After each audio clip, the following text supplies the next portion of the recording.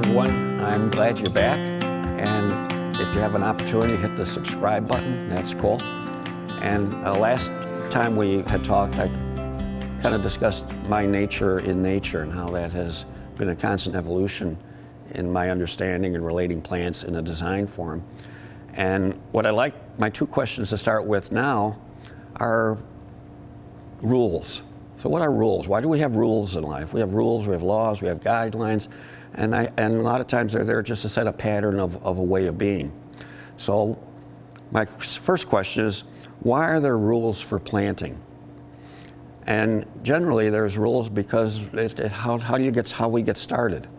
The plant has to be a certain space, but those rules don't necessarily apply because we've never asked the plants, are these rules something that you can understand and relate to? And that really gets my second question. Do the plants understand the rules we've created?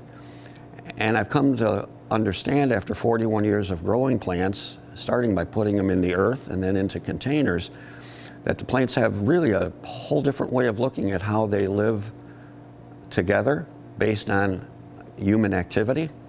So the rules that we've created simply are not, a majority of them aren't healthy for plants that haven't been overly hybridized for humans to do what humans want. Rules apply really well to tomatoes, to cucumbers, to a lot of vegetables, and a lot of the annuals that have been hybridized by man to get, or humans to get what we want from them. But a lot of the perennials we're planting in native plants, since they haven't been overly hybridized, they do what they want.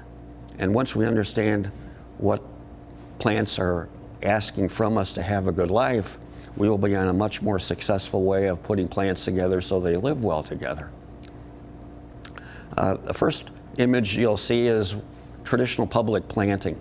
And what we've accomplished without really having it as a goal is we've homogenized planting. We've taken plants and put them on 18 to 24 inch centers, and we've surrounded them with wood. So the next few images are what plants have wondered, why do humans surround us every year with wood? There's no place on earth where wood has fallen from the sky 3 to 4 inches a year surrounding herbaceous plants. Herbaceous plants have no genetic knowledge how to live well and healthy in accumulated wood. And if we think about it, and we'll discuss this more in further shows, but as wood accumulates, it doesn't oxidize rapidly, so it builds up and turns almost to fiberboard. And as it becomes almost like fiberboard, air movement is reduced and water movement during rainfalls or irrigation times is reduced also.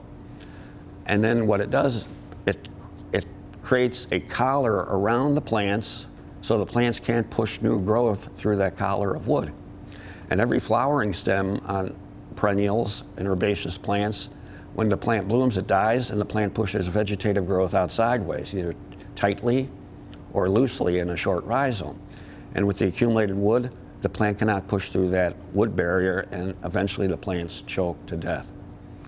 So what we're looking at is looking at through a plant-driven response is letting plants live in their own debris, which we will follow up on later, but it's a beginning of a way of thinking, plants living in their own litter, which they've done since they've appeared on Earth. And we're looking at product sales. We're selling bags and bags and bags of different kinds of bark and shredded wood at our stores, and those products are driven by something we've just never questioned, is placing wood around plants.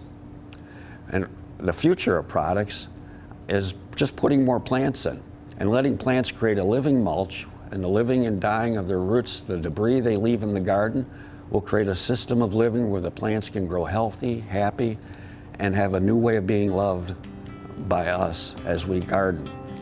So again, I want to thank you for today and sharing this time with me. And again, if you can find your way to the subscribe button, I'll see you next time. Bye.